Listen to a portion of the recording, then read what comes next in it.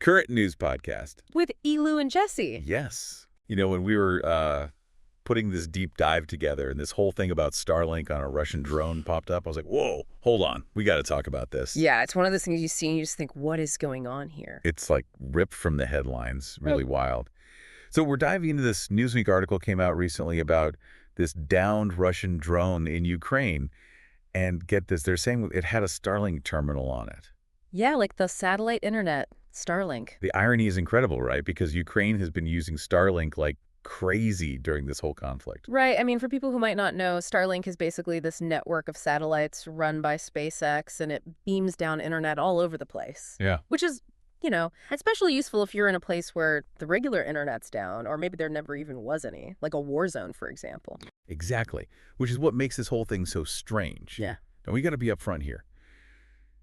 The Ukrainian Air Force, they haven't actually officially confirmed this whole Starlink thing. And Newsweek themselves even said they couldn't totally verify it. There's these pictures going around from Defense Express, but even those are, unverified. So we're dealing with a bit of a mystery here. Right, but a mystery with some potentially huge implications.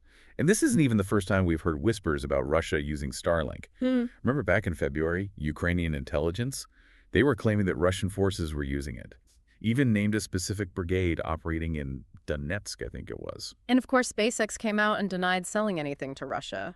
Said any sales like that had to be some kind of scam. They've made it clear they shut down terminals if someone's using them without permission. Yeah, they seem pretty adamant about that. So you've got this really weird situation, right? The Kremlin's denying any official use of Starlink, but then you have people like John Plum. He's the former Assistant Secretary of Defense. And he's saying this has been a concern. They've been trying to stop Russia from getting their hands on Starlink tech.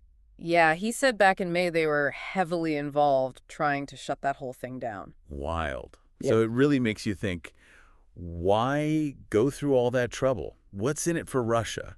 What's the angle here? Right, that's the million-dollar question. Okay, so let's get into that, because that's where this deep dive gets really interesting. Well, if you think about the drones Russia's been using, those Shahed drones, they got some real drawbacks. Like, they're not exactly stealthy. Yeah. Pretty easy to spot on radar and pretty easy to shoot down, too.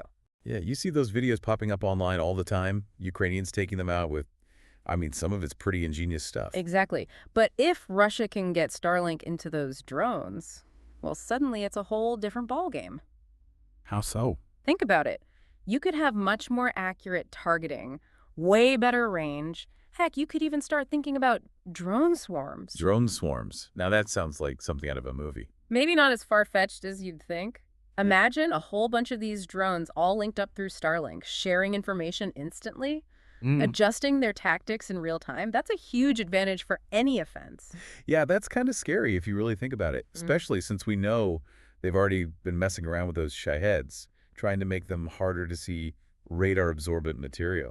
Even a new paint job I read somewhere. They're trying to go low-budget stealth mode, I guess. Right? It's like, okay, we think about all these high-tech weapon systems being developed for war, but when you start talking about something like satellite internet getting pulled into this, Yeah. it's like the whole game is changing right in front of us. Exactly. And the old rule book, well, that went out the window a while ago. We're in a whole new world now. The battlefield. Yeah. It's not just someplace on a map anymore. It's about who can adapt the fastest, who can take existing tech and use it in a way nobody expected.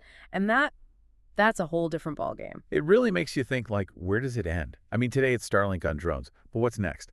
Are we going to see, like, robot dogs delivering bombs controlled by some teenager with a PlayStation? Well, I don't think we need to start panicking just yet, but it's definitely something to think about. No, yeah, for sure. This whole thing with Starlink, it really shows you how even something that seems totally harmless can be used in ways nobody ever expected, especially if the wrong people get their hands on it. So what can we even do about it? I'm not some tech genius or a general or anything. What's the average person supposed to do? Honestly, just being aware of the problem is a good first step.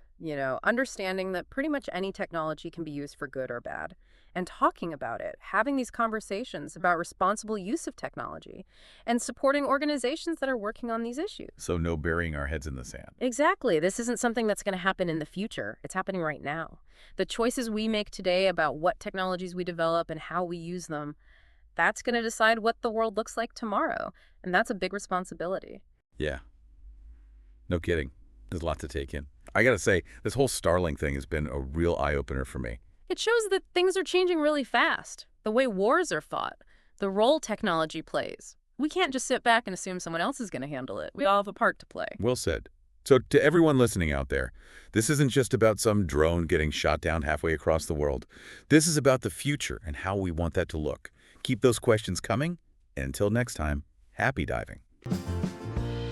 Turn the dial to the daily news. Turn the dial to the daily news. Turn the dial to the daily news. Bringing voices, headlines, and shoes. We turn the dial to the daily news.